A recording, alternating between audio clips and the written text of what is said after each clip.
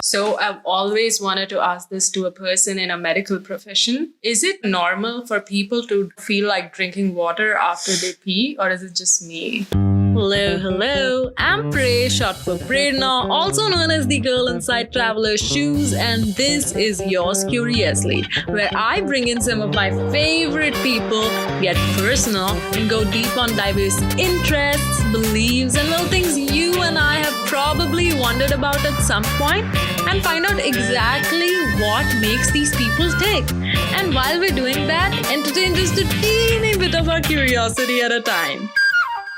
Dr. Pallavi Meghraj is a junior resident at Bangalore Medical College. In today's episode, we talk about her COVID-19 ward duty in July and September, her work at the OBGYN department, burns department, contacting COVID-19, the vaccine, the second wave, and what being a doctor is like. We also have a look at some of her interests and get to know her as a person. I hope you enjoy the conversation. But first, I'd like to have a word with you about Don't Talk That Trash. Like what you hear? You love what I write. Don't Talk That Trash is my personal letter straight to your inbox. At the end of every month, I sit down on my desk, open my laptop, and write. There's just one catch. No editing. It contains raw thoughts on whatever occupies my mind at the moment, and quite a nice way to wrap up a month. Curious? You can get your own by visiting InsideTravelerShoes.com/subscribe. Don't Talk That Trash subscribers are also the first ones to know when I whip up something fun and receive cool bonuses from time to time. Oh hey, it's free and email only. So what are you waiting for? Check out InsideTravelerShoes.com/subscribe. Again, InsideTravelerShoes.com/subscribe and read the very next one. Now, back to the episode. So I've always wanted to ask this to a person in a medical profession. Is it normal for people to feel like drinking water after they pee, or is it just me? I have never felt that, and no one's asked me that before, but looks like it's individual and could be a little psychological that, okay, I lost some liquid, some fluids, I might replenish it. I have personally not felt that. And I have not read a medical phenomena that way. But yeah, I'll look that up and maybe we'll find something. Yes. But that's a good habit. That's a good habit to have. Just hydrate. Immediately after you lose some fluid, hydrate. I'm going to Google this at home.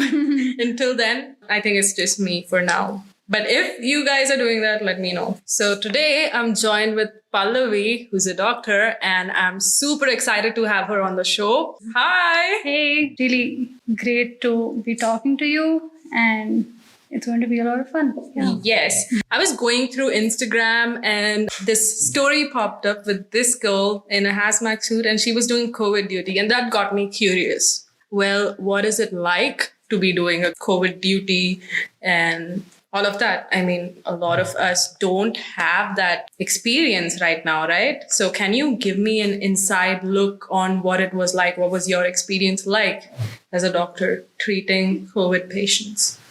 Yeah, so I have both COVID as well as non-COVID duties right now. So I have gone for 2 COVID duties till now. One happened to be in July, and the other one was in September. Both of my duties were in 2 different government hospitals. So I was part of a government college, and so I usually am posted in government hospitals. And initially, as you might know, up until I think May, only government hospitals were treating COVID affected people. None of the private hospitals were, and all the testing was also happening only in government hospitals. Why was that? That was because I think initially we were all learning about it, and not everyone was equipped with how to deal with this, how do you go about this. And initially all the testing kits and all of that was also made only available to government hospitals, and then it's become widespread, and as the need increases, as the numbers increased, more hospitals opened their beds to people. I So- think there were a lot of unknowns in the beginning. Exactly. Yeah. So your first COVID duty was around the time when Bangalore went into the second lockdown, I presume. Yes. So how was that, and what was your experience like during the first COVID duty? Yeah. So my first COVID duty, as I said, it was in one of the government hospitals. So we were divided into two groups. One of these groups was inside the ward, in direct contact with the result tested positive patients, and I was in the screening area where anyone who comes in who wants to get tested or who has symptoms, or someone comes in an ambulance, whatever, you have to screen them, you have to get them tested, and then you send them ahead into the ward area. And how it works is the wards are divided into 3 zones. It is green, orange, and red based on mild symptoms, moderate, and severe. This is just something basic that you do while you're screening. Around that time, I would say my experience wasn't the best. It was so unknown to me as well. The first time around, I was a little scared to get into this as well. At the same time, I was very excited. You get into this profession only so that you can probably help people and save lives. Yeah, that's what you would think. But yeah, somewhere inside you have some fear. And your parents also would feel that fear sending your daughter and not knowing how it is. So how did you tackle with that fear? You just get into it. There's literally, you're posted and you have to go for it. That's pretty much it. That's how it was. How it works is you get a posting order in between. I was in surgery department at that time. In between, I had to go for a COVID duty. Otherwise, the government takes care of everything. They give you an accommodation and they give you transport. Your food is arranged for.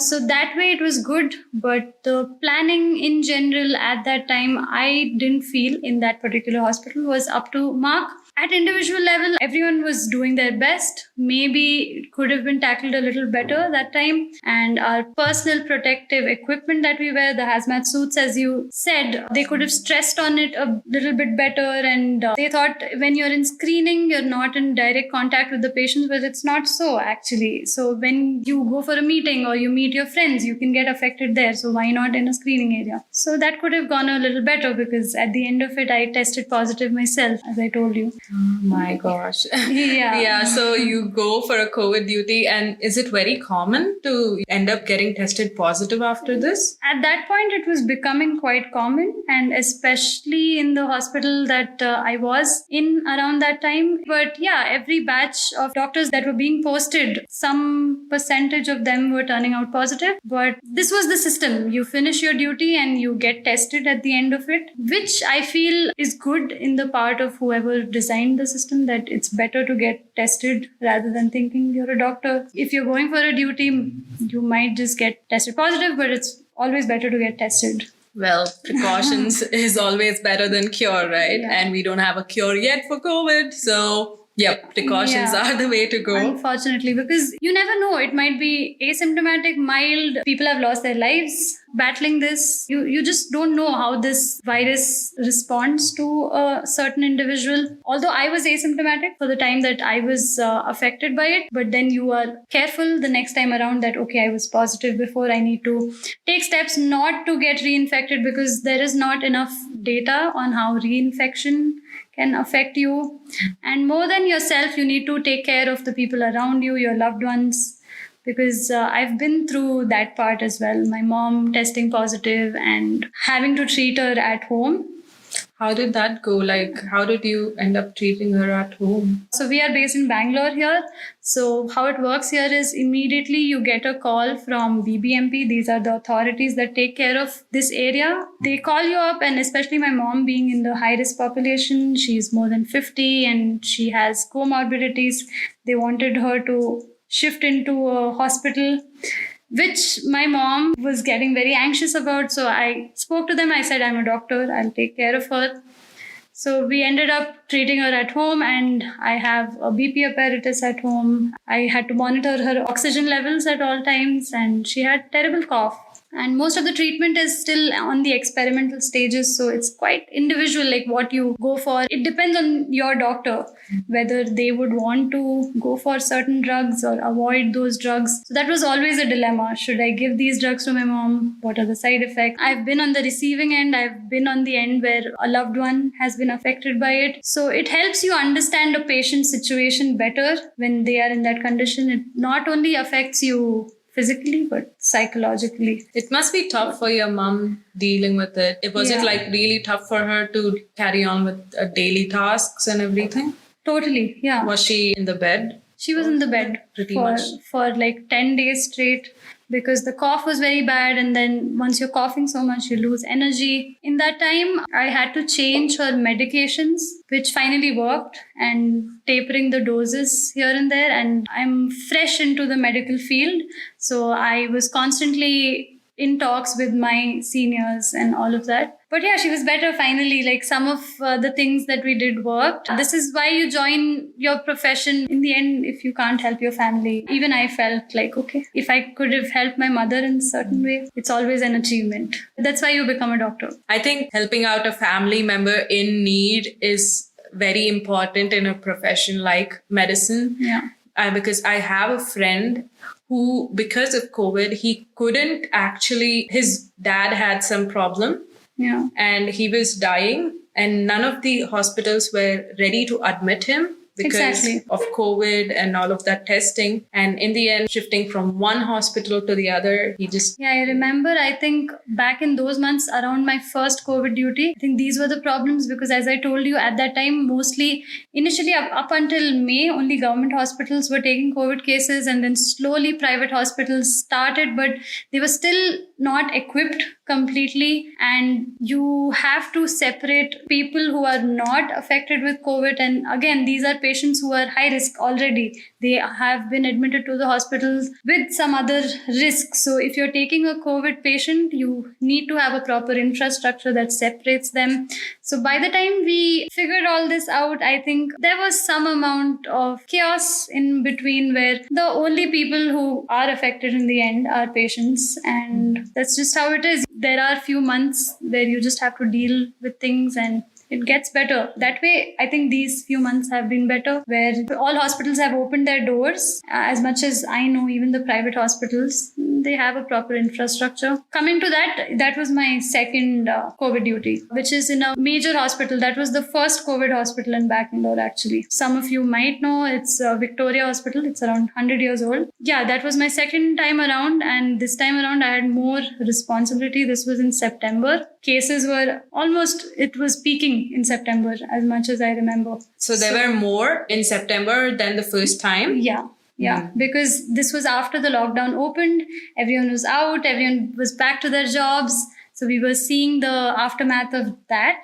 Result of that was the patient-doctor ratio becoming more. So how it went about was, I was in charge of ward duty. These were all serious patients, all requiring oxygen with other problems, issues, all hypertensive, diabetics, kidney issues, liver issues. There were around 40 patients on my floor.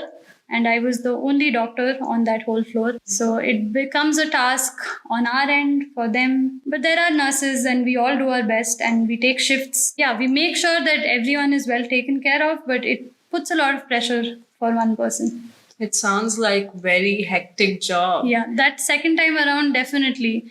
But I cherished that part more. I got to learn a lot more. And in this profession, I think you have to do better under pressure, and you learn more that way. But we are all a team.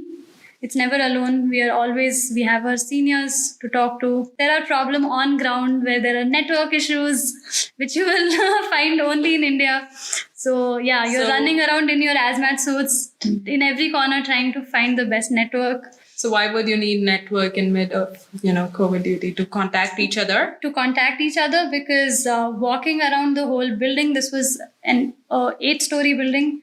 So your colleague might be anywhere in that whole building. Your senior might be anywhere. You don't have pockets. You cannot carry your own phones. So the government had given us separate phones and you need to look for network. I see. So what do you think was lacking in the first hospital you worked in? There must be a lot of things lacking and you contacted COVID as well. What do you think? I think everyone does their best. The planning, I wish the infrastructure point What of view. infrastructure was? Certain things like a ward was placed in the entrance of the facility and the screening area was inside. So you have to cross the wards to reach the screening area. Which would put new people who might not be COVID positive at risk and contact. At the same time, us and the staff who was there. And this is all because this infrastructure was planned way back. These are old hospitals. And this was in the initial few months where you had to make the most out of the facilities that you have available. You just had to remodel the existing rooms somehow. And so I wouldn't say it's anyone's fault. It's just you get better with time. And that is how I think human civilization has come this far. You have problems and then you solve them. Exactly. So, yeah. That's quite nice. Yeah. Otherwise, what I really appreciate is the accommodation that we get. It's good. Food is good. We get transport. And how it works is we come from our hotels, which only boards doctors. And then we come in a separate bus that only is for dedicatedly for us. We reach there. We get new pair of scrubs every day. And we get our whole suit. We take a good half an hour to don our suit, which is basically wearing, is called don. We take a good half an hour to follow all our steps. We make sure there are no air gaps, which will suffocate us in the end, but that's how you stop yourself from getting exposed. You take your BP apparatus, there is oxygen monitor, you carry that to the ward, finish your work, speak to the patient. While all of this is happening, you have to keep the human aspect of it alive and not forget that you have to be there for your patients. So I would make sure that I wish them all and just ask, how you doing today? Do you need something? Just because you're the only contact they have to the real world. So while you are in a tough spot yourself, you have to make a conscious effort to be nice, to give some amount of emotional support. It must be very, you have to be, I think, psychologically strong to deal with Definitely. That way we have 6-hour shifts and we are posted for a week. But it might sound like a little amount of time, but it's not a little amount of time. 6 hours in that suit. I couldn't imagine myself in a suit like that, completely closed off for even 30 minutes. I don't think I would do that. Yeah, so I've had friends puking, feeling nauseous. I myself had a headache for a very long time, even after you remove it, which stays with you. And there are pressure points on your bony prominences. It gets difficult and more than that, keeping your mind calm throughout this, because you tend to have panic attacks, especially. And you breathe heavily when you're having them. Exactly. You have to keep yourself calm to keep your...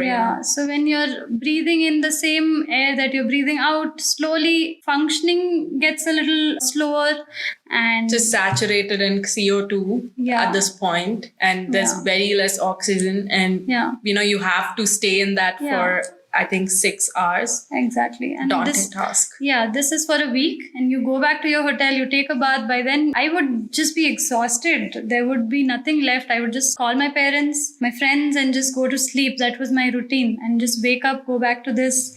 And there are people doing 6-hour shifts throughout the day. It gets daunting, but at the same time, it's again individual. There are certain people who go about it like it's nothing. Humans are all made differently. Yeah, it was difficult. It was second time around. It was very difficult, but I learned a lot and it was quite satisfying, I would say, as a person. So how do you keep that human element alive when you interact with your patients and you have to show them moral support while you have to be very practical about what their ailment is, I guess? So I feel it's just a conscious effort. It is not easy. You have to consciously remind yourself that I have to be there for them. I have to keep some amount of human element to it. yeah, that's how it is. It is an effort. I don't think anyone would say it comes effortlessly. You start your day and you just tell yourself that, okay, I will go. I had to do a quick round just on my own, then with one of my seniors. This is how it goes when you're in a ward. And yeah, make sure that you are there for them, and their issues might be very, very tiny, but you are the only contact they have. So they will tell you all of it. And they are also under immense psychological turmoil in their own heads. So yeah, it could be as much as like, where's my food, or it could be they need their BP medication. So all of it you have to make available to them. It could be that I have not passed stools today, what do I do? Or I have not passed urine. It could be anything ranging from that. So you just have to keep it aside, whatever's happening in your head, for those 6 hours, and just finish it. Yeah, that's how it goes. Well, that was a lot of COVID, and it sounds so hectic. I personally, can't even imagine going through that much stress. I can't imagine the kind of stress you must have been in. Yeah. And best I've had is my friends being around, my family being around. And I think what makes a world of difference is just asking someone, okay, how was your day? Or how is it going? That really helped me. Because like when I turned positive, even though I had no symptoms, being lonely is what gets to you before anything else. So yeah, I've had my low points and all of those moments, but there have been people who were constantly keeping in touch, trying to talk. And when I came back, my mom made sure she planned a surprise for me. It was around the time my birthday. That is when I tested positive. Then I quarantined in a facility and I came back. Even though I had a few of my same batch, people who turned positive with me, they were there, but there's nothing like being back home. So yeah, that's definitely hard. I think the biggest lesson that everyone's gotten out of this is, in the end, it's about being in touch, being with your own family or friends or your chosen family. So that is very important. It's not just the physical aspect of it, it is the emotional, the psychological aspect, and it could be anything, anyone. You can just randomly be kind to people, which has happened with me. And I wouldn't say I was strong all the time or none of that. Yeah, I had my low points, and it was tough being away from family when people are together and they are doing something else, while I have to constantly pack my bags, go there and get into this whole mode, come back. And certain effects stay with you afterwards, like the scars that you carry afterwards. You might see certain Instagram posts where it's like a before and after PP. I think I posted some of those. I've not been very regular on Instagram, but whatever little. Before and after PP? Seriously, Yeah. Is that a thing? Yeah, that's the thing. There have been immense effects where people have been doing these COVID duties for months at stretch.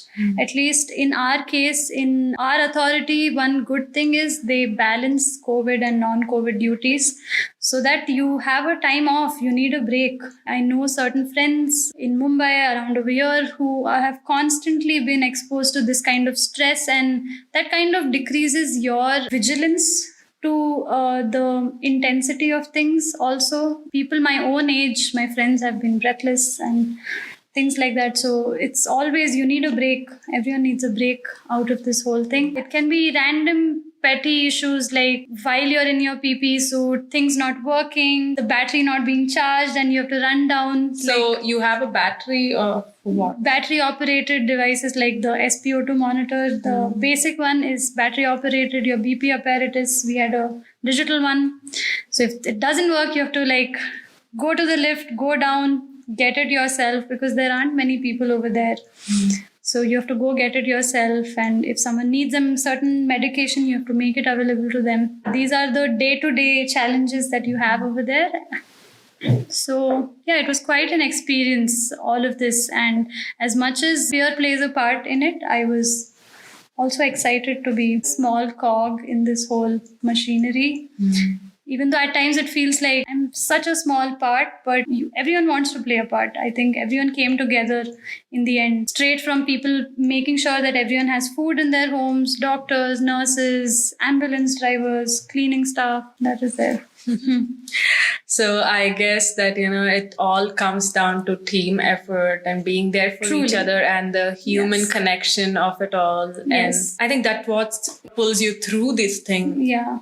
And how was your quarantine, in the institutional facility? How does it look like? So this was a facility that was arranged for only doctors who are part of our hospital, and it was one of the hostels that was cleared out for us.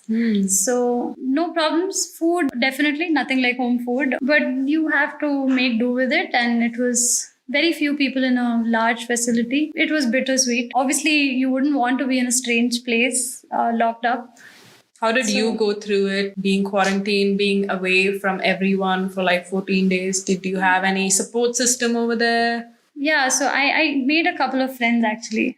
You end up like crossing paths with some people. We would end up talking about anything and everything. And since my life is quite busy when you're posted somewhere, you don't get this kind of time. So we would end up having long, deep conversations or just listen to music, sing together. So all that really helped me get through that time. Small things. Definitely. If they weren't there, I think it would have gone very differently for me. Yeah. Well, yeah, that's true. And what does it feel like to be in a non-COVID, a normal department during this thing? Like, how was your experience in general? What were your good experiences when your first year of being a doctor, you can say? Yeah, so I am fresh out of college. This is being a junior resident, or what you might know is doing an internship.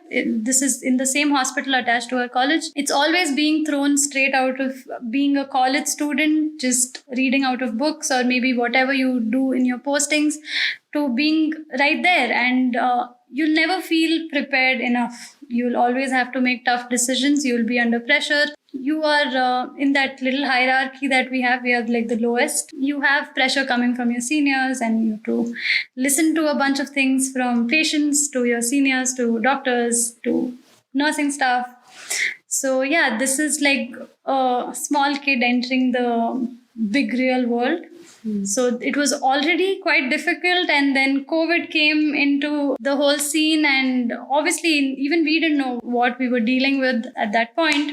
So I was about 2 months into internship when this started, and I'm still a new doctor. That way it's been a whole bunch of difficulties, and getting over those difficulties and feeling like you achieved something that is always there. So that is satisfying, but there are days where all you want is a break from it all. It's a constant learning experience, and you come across a lot of people, and there are strangest experiences that happen. So did you have any joyous moments, your first moment of joy that you felt, and you felt like this is why I chose being a doctor? There are many that way. I think I've shared quite a few, but what comes fresh in my mind, and most recently, since I'm posted right now in OBGYN, that is obstetrics and gynecology, is delivering a baby. Definitely. Yeah, it's just so chaotic being in a labor room, especially in a government hospital. Again, patient to doctor ratio is again huge. It's like one doctor catering to many patients. You have to be quick on your foot. Intern with one postgraduate, that's my senior. We handle the whole place, and yeah, it is extremely joyous because you feel like you've done so much in that short amount of time. There can be multiple women in labor at the same time, but definitely I think that's been one of my most if not the most, one of the most joyous experiences. What was the moment you felt the joy? I mean, exact pinpoint of the process, maybe. So there is this whole process where the woman is with you for the whole period of labor. It could be anywhere from like 15 minutes to 12 hours. She is constantly there in pain. There are multiple women yelling, and there can be many issues that they might be facing. You overcome all of that, and finally you pull that baby out, cut that cord. And I would personally really enjoy, after this huge chaos and yelling, and you constantly telling the woman what to do, and your team that what has to be done next, I would personally enjoy taking the baby, and there is this whole moment where you wipe the baby and you cut the cord, and you have to give the baby a few injections, and its eyes are just wide open looking at the environment because it's straight out of being in the womb, and it just looks at the world with so much wonder. And yeah, I would love it. So even though you have to be very quick with it, my senior would be like, come on, next case. You cannot sit there. But all's well that ends well, right? Yeah. And then you just wrap it up. And that was definitely a nice part. And then you go back to whatever the mother needs, and she might need a stitch or two. Yeah, I always enjoyed speaking to the mother while I stitch her up because again, it's painful. Yeah. So it helps distract them, but they all have so many stories to tell. Each and every patient, they have a bunch of stories how they got here, and they come from varied backgrounds. Not all of them choose to be a mother at that stage. So, and you can counsel them in that period. So these are two high points that I have. One is with the baby, and then one with the mother, where I feel accomplished that, okay, I finished my suture, and then I just speak to them. Yeah. And do you have anything like something extremely horrible that you can't get it out of your memory, that you just want to forget? Maybe something like that. I wouldn't say anything that I would want to forget. Not at all. Not at all. Because you go into this whole experience knowing that it's going to be tough, and this is what you hear year after year. I've learned so much throughout this whole time. It's been tough. It was definitely a tough posting to be in plastic surgery in the burns department. Definitely, I knew it's going to be tough, but it was definitely tougher. Being in that place, trying to be okay with trauma and people being in pain, and their appearances would have changed. And most of the cases that we got in our department would be quite morbid, that whole place. So you have to constantly explain them the risk. But something I could avoid is declaring death to patient attenders. How do you feel about declaring death? Every time would have been difficult. What do you think? Like, is there a perfect way of? There's never a perfect way, and we've discussed this. Like, I've discussed this with my friends. Or you do that in your head. Like, how would you do it? But in that moment, we are most of the times overworked, or I would have had sleepless nights, and in between someone is collapsing and you have to deal with it. And if that person succumbs to it, you have to immediately make sure, first of all, that they have passed away, and then you have to declare that sad news to the attenders. And there is no right way of doing it. And I still don't know if I do it the right way, but you have to do it. You have to do what you have to do. What comes in the aftermath? Yeah, there is sometimes a huge mob that is waiting outside or like right in front of you, waiting for you to say something. So I am sometimes scared for my own life. And as you would know, like, doctor security is not that great in our country. There have been cases of assault on doctors, if you would have heard. So I have to think of my own safety in that time, use the right words, and I have to pull away for some time. I cannot, as much as it is hard, it is what it is. They come to us in very difficult states.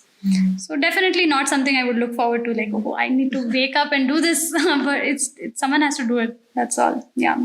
Something that has been tough and maybe I wouldn't want to do. Well, no one wants to, break someone's death news out to anyone, right? Yeah. Yeah, would rather be saved from that menace. Yeah. But are there anything, something strange that happened? You must have come across every single day is so strange. And you meet so many strange people because... what has been the strangest, though, out of them? So again, since I am in a government hospital, a lot of medical legal cases and anything involving government officials and something that has to be taken care of, any legal case has a medical aspect to it. So even though every day there is different set of people walking in through the doors, one that I never thought I would cross paths with, I have only seen it in documentaries, is I was in my casualty back in March, I think February. I'm in the middle of this crazy casualty setup and we have tons of patients coming in, and these government officials walk in with this woman, this Latin American woman, and turns out she's a body packer. Some of you might know who body packers are. They are pretty much used as a means for transporting drugs from one country to the other. There can be many, many different ways. So what they do is they carry drugs in their own system, packed, wrapped up. Yeah, it's all. I have only seen this on television. So sounds straight from Narcos, I guess. yeah. So meeting someone that way, and we had to deal with that. Make sure she passes out. Most of those bags. I'm not going into the details of it, but yeah, that is not something that you think when you wake up in the morning that you'll see this today. But so that's how it was. And every day there's a strange person not strange. Everyone is that way. All of us are strange, and everyone has their quirks. So you meet unique people every day. Yeah, that's true. Yeah. Like we are unique in our own ways. Yeah. And then a lot of people have started to travel right now, even though we still have COVID-19 going around. Yeah. What do you feel about that? Travel opening up and a lot of people traveling. As much as I understand the wish that people have, even I would love to be on a beach right now somewhere. Yeah.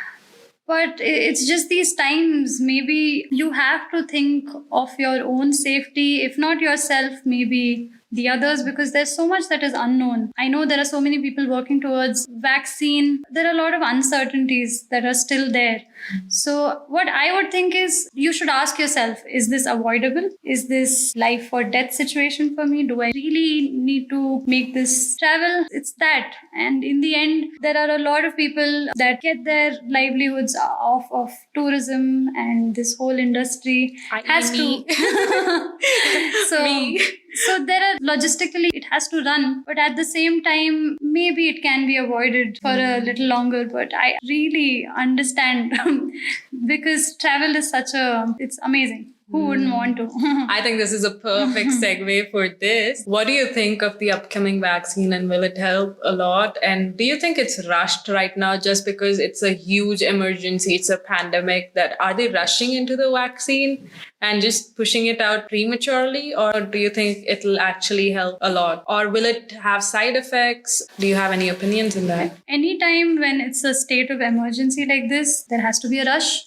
But I don't think it'll get released prematurely because there are certain steps that are followed while developing a vaccine to get it out into the market. There are different trials that go on, the last of which is trying it out on most susceptible population, and they do give it to medical professionals as well. So in that area, I don't think it'll be, because there's a protocol, and I'm sure everyone follows that. And coming to what you said about it being effective, I think definitely it'll be effective, but would it work against all of the strains of the virus? Definitely no one can guarantee that, because a virus is a thing that constantly mutates, and there are different antigenic strains to any virus. That's how a flu works, or common cold. That's why we've never had a single vaccine for it. That's how this works too. So what they've done right now is they've picked the most common strain that goes around, and they've developed a good efficacious vaccine against it.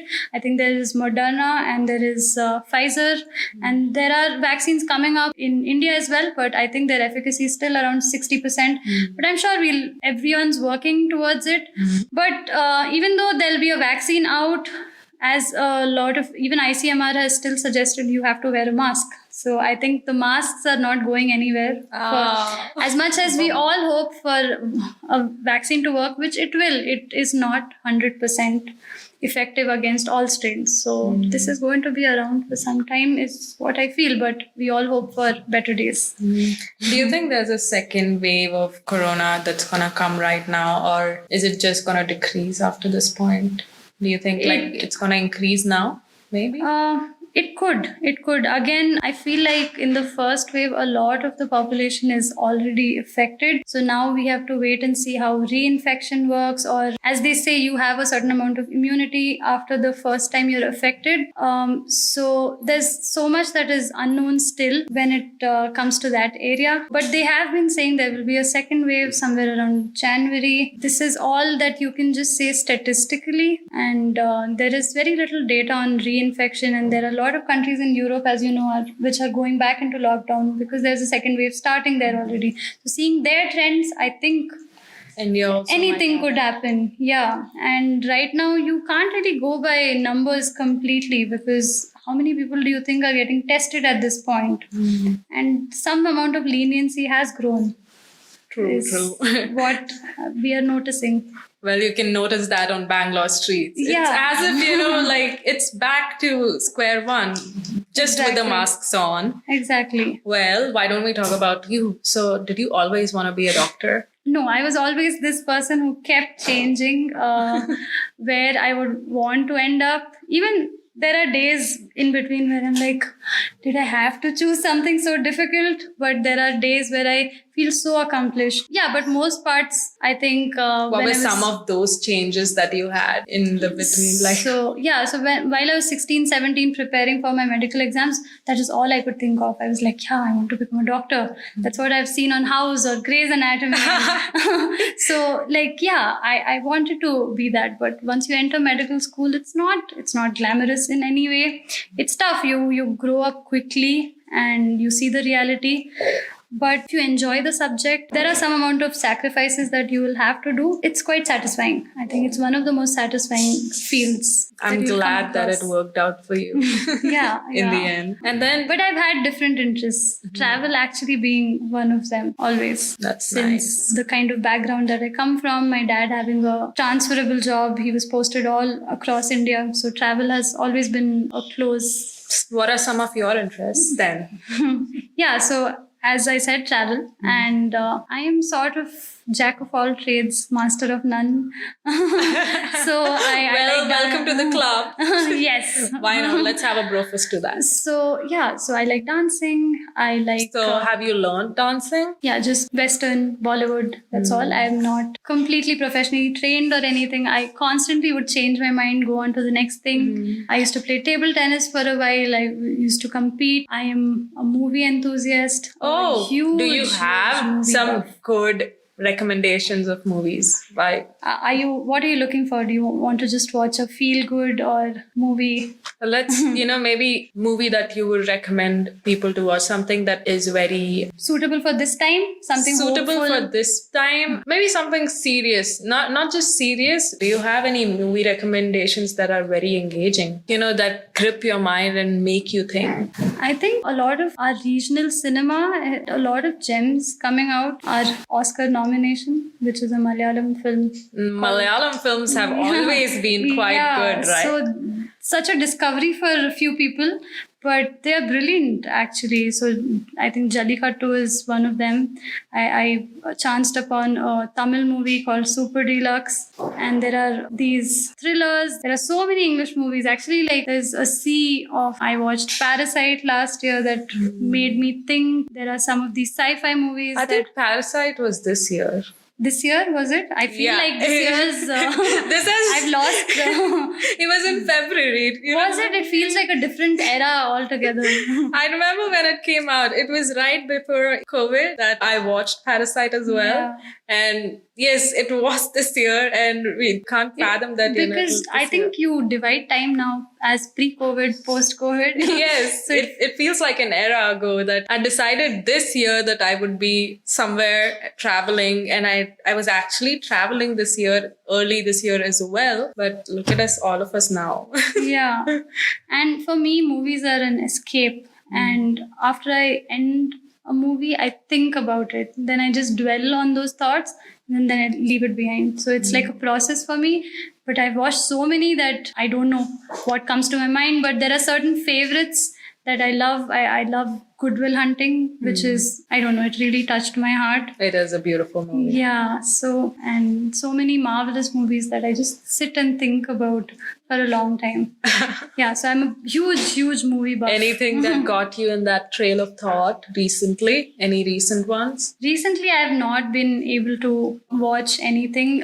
Past 4 months have been very Occupied with work because I was in pediatrics and then burns and then OBGYN is, India is the population is definitely exploding.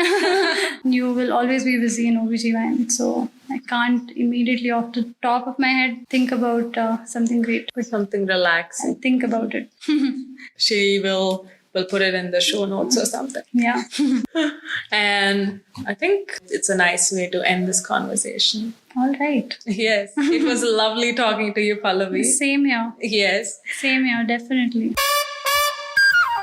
You'll find links to everything we talked about and timestamps of important topics discussed in the show notes at insidetravelershoes.com/yours-curiously. Like this episode, show some love by subscribing to Yours Curiously on Apple Podcasts, Spotify, or any other platform of your choosing, and leave feedback if you have a review section. You can follow Dr. Pallavi at Pallavi Meghraj on Instagram. That is at the rate of PALLAVIMEGHARAJ on Instagram. You can find me and my work on InsideTravelersShoes.com and follow me on Instagram at InsideTravelersShoes. Till next time, curious cats.